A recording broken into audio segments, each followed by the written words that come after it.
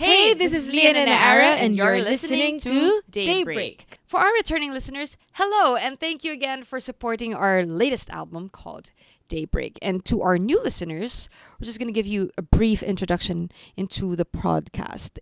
This podcast, it's just really us talking about life in your 20s, you know, our struggles, inspirations, things that might be not really sure about, all these things, the typical things that you face when you're in your 20s. And also to talk about music, of course. So join us as we take a break and talk about them here at Daybreak.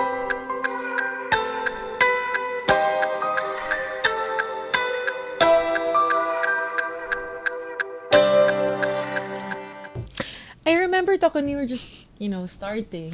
Yeah, me too, I remember.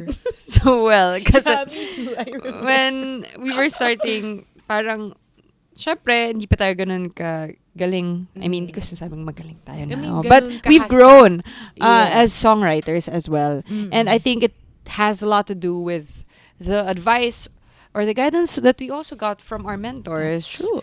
For the many mentors that we have. And yun. Yeah, and what's nice rin kasi between, Lian and I, medyo bago pa kami sa industry na to, babies. Yeah, we are. 4 years, professionally, 4 years pa lang kami. Yeah. And, well, kahit naman 4 years pa lang kami, parang naging mindset na rin natin na to not limit ourselves sa kung ano man yung alam natin. That's true. Like what we always say, na we should always value yung advice na we get from the people, especially those who've been in the industry for a long time. Kasi alam nila yung mga nangyayari sa loob and yung, kumbaga, alam mo yun, advice talaga from someone who's wiser.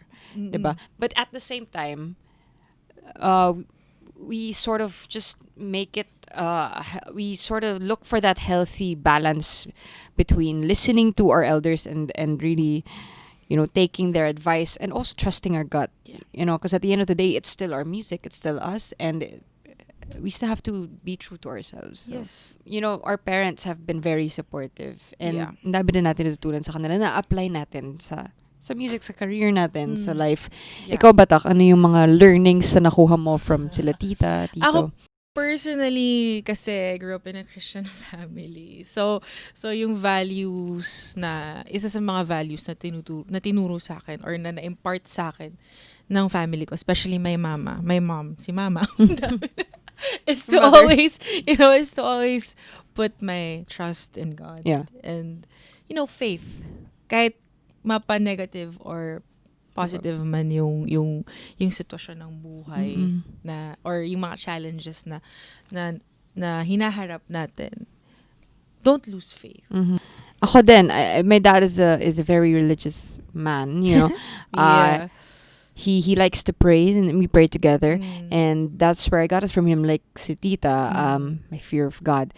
And at the same time, my mom taught me naman to be strong, to be independent, to be just, steadfast, to be sure of where you're going, and to not look back, to not be fearful. I mean, in a way, to not be a coward. Yeah, speaking of learnings, meron tayong guest who taught us a lot too. Yes, and it's time to introduce this guest of ours. We call him our tatay. We call him our tatay. A lot of people call him tatay. Yeah, in the industry, because sobrang galing niyang mentor sa maraming musicians in the industry. And we've worked sa dami ng projects with him. So, Like four times na natin siya nakatrabaho. yes. And we'll talk more about that Yes. later. But for now, it's time to introduce our guest for today, Yes.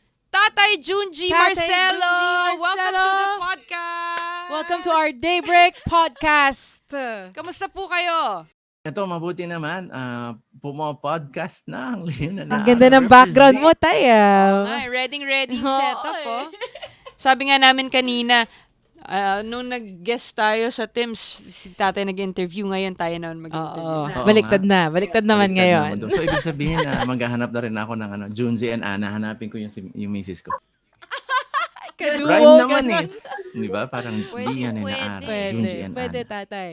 Ayan. Yan. And I'm very happy. Thank you for having me. I'm very Thank you so excited. much I for Thank have you. saying yes, actually a lot to Tatay. tell. If you have to make me write a book about Leon and I think I can write a book.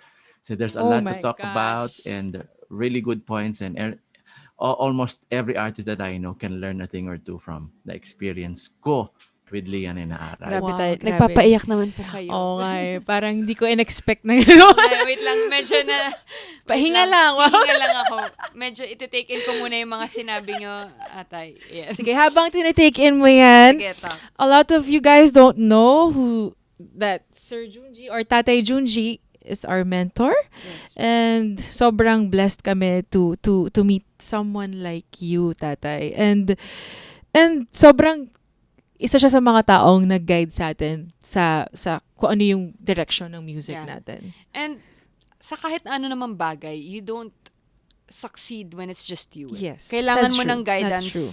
from the people, especially those who've been in the industry for a long time Mhm. and those na ang dami tayong experience. And of course, Tatay Jungee, isa sa mga pioneers, isa sa mga talagang tinitingala when it comes to music sa industry. So, ayan, we just have a few questions for you, Tay, if that's okay. Is it Yes. okay na, if you just siguro share with us, can you tell us about your observation on our growth? Kung meron man. Kung meron man. Napaubos si Tatay. You know what? One of the best things in mentoring is seeing the artists grow. And Lian and Ara, and still heeding the call of someone who is fond of them is always a sweet thing. It's a good thing in the heart. It feels good because no matter how much you progress and you go up there in the ladder of the industry. And I say this because it's almost parang ano na rin advice din from other artists. It means a lot to us, old people, the titos and the tatays. You know, whenever whenever we see you and then you have progressed to so much, to that level, and then you still are very true to the relationship. Uh, it's uh, I try not to bank on any relationship, and that has been my protocol, because uh, whenever one is to pay forward, it has to be forward, not pay back. It has to be forward. But you are always giving in anything that uh, was asked of you. Be it a project, sometimes I would need you because it's a project for a jingle that specifically the client would Mhm. ask for. And hindi nila alam, tumatalo na yung puso ko dahil kayo talaga yung nasa isip ko from the very beginning. Pwede akong presidente ng Lenin na Ara fan club eh. Because the moment I Tatay. yes, the moment I heard you guys February 2017 when you guested in my show, uh, it was love at first hear, listening, and and seeing those voices connect with the good hearts. It's I it will be more of a tribute to you. I'm sorry, it will sound that way because you're only one of the very few that I can really say na the growth is exponential. Not only in scientific, hindi scientific, that's not the word. In expertise, not only in skill, but also in substance, not only in form but also in substance, meaning your heart has remained the same as far as connecting with people. You're very authentic. I remember asking you in one of our dinners after recording, say, your myriads of fans would really be very happy, and then you replied, oh, all seven of them. Natawa ako dun sa reply na yon kasi parang napaka down to earth pa rin. In your mind, ganun. Sabi ko nga kay Mrs. Pag-uwi, are they even aware how popular they are, how very, very Yeah. influential they are? But that's the place you have to be, to remain in there because growth will still happen. And the growth from the two fledgling to now flying and shining, talagang I couldn't believe na sometimes you even accredit it to me and I have nothing to do with it because you guys are just good. I just need a little pushing and little prodding, pep talk. But technically, you remember when I mentored you technically, it was just the technical side because of songwriting, I couldn't do anything anymore. In the singing, definitely no. But you guys grew and you develop your skill because you are very, very sensitive to what people tell you about. And then you throw away, the nega, take it in and use it for your advantage. And exponentially talaga. So technically, I've heard you from the very first single up to the current one. You are creating a different sound, which is now not pegged on anyone. And that's how I want it to be. You start out pegging, di ba? Everybody's, I have pegged my songs when I was starting up, and now you are your song. Parang siguro parang I'm as proud as a parent who sees the kid now graduating and making a name for Aw. for herself. So growth, definitely, but more than just the growth in the skill, but also growth in the heart. The maturity of getting into that position that anything life throws at you, you are willing to take it and just laugh. One thing I like about Leonara, you laugh all the time. Don't Like ever stop like now. stop It's laughing, true. just like right now. Because it makes everything lighter. Yung Yes. bangis nung tunog nyo, pag tumawa kayo, parang suddenly from somebody who's out there on stage, biglang lumalapit sa akin. And that's the connection right away. So from there, from the very mahiyain, I'm not saying wala na kayong hiya ngayon, pero yung yung mahiyain na nakilala ko Medyo naman tayo, medyo out naman. there, yung confidence level, pero hindi haughty. So yun yung I just want to commend you. Your growth in form and in substance, believe it or not, super commendable. Thank you, Tay. Thank you, Sobrang Tay. thank you. And Speechless. Speechless. ako din parang naiyak nga ako I'm just holding back the tears. Pero seryoso kasi, parang, it's still very surreal. Syempre, when we talk to you and we've already formed this relationship Yes. na tatay, we call you tatay, and Yes. you support us and we support you as well. But when we think about it, when it's just us two, na-amaze pa rin kami na we got to work with Yeah, you and yeah. we have this Mr. Nasa'yo na ang lahat, guy. And Mr. Ako na lang, after guy. everything that you've done, 'di ba? Syempre for OPM, for the music Oo industry. naman. Iba yung contribution ni tatay sa industry. That's true. And to be in that circle Yeah. is truly an honor. And thank you, Sir Jungee, for guesting us in your show before, Yes. Tim's. That was our first ever guesting And- on television. Trivia, tatay. Alam mo ba yung Ellen Bodies? Doon kami first na Napanood. panood. Kaya nabuo yung street team Yes, namin. sa Teams. Oh, wow. And, yes! And nag-message siya, si Kai, na napanood po namin kayo sa Teams and super nagustuhan ko po yung performance nyo. Pwede po ba kami gumawa ng street team?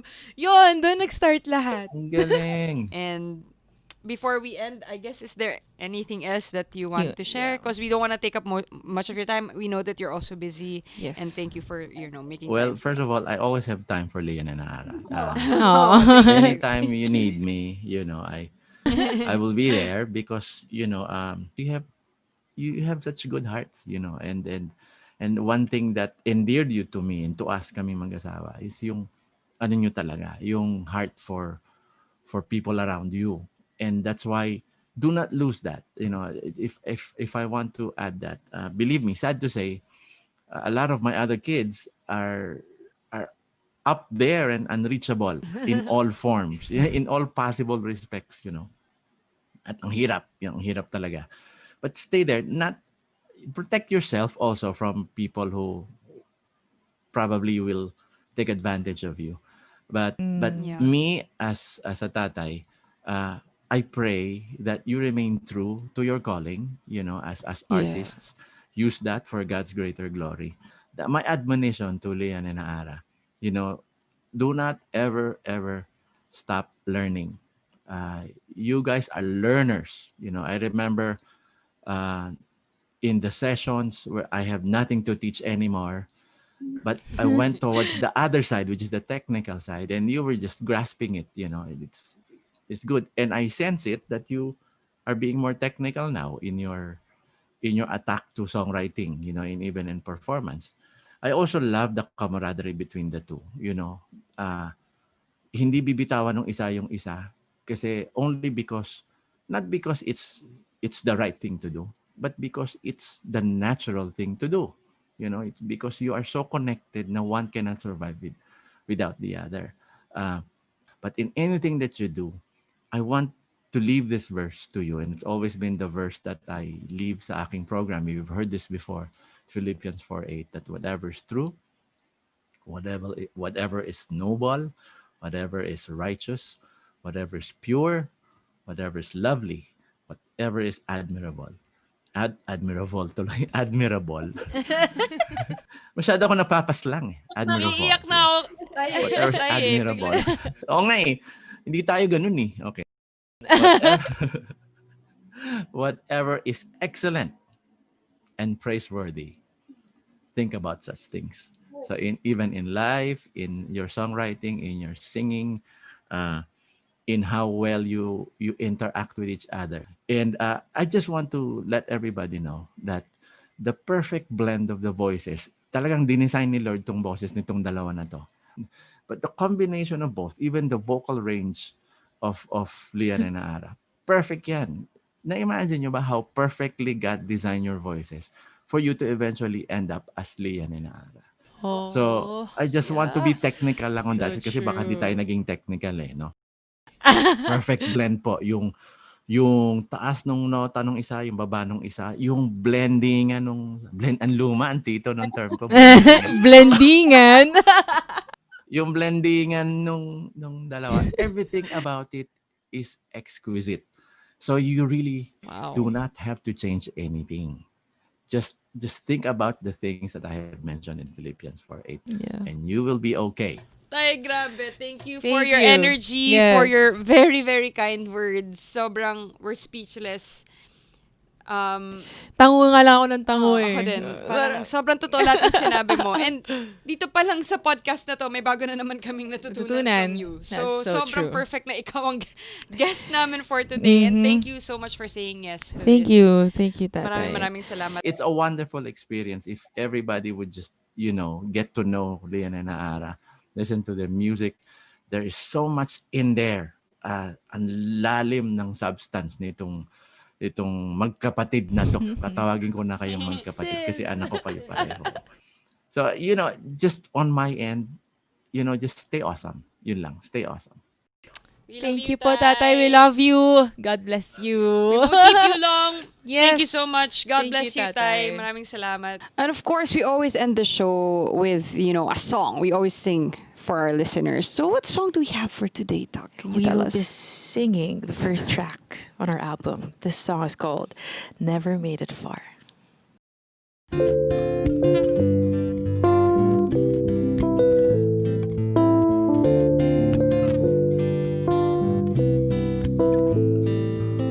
Am I really over you? Or did I just get good at pretending? It's hard to face the truth when there's so much left inside after goodbye. Show me a better way through it all, but then maybe it wouldn't even matter. 'Cause it's time to read between the lines. It's time to say goodbye. Oh, we never made it far, love. Never made it far, love. Oh, we never made it far, love. Never made it far, love.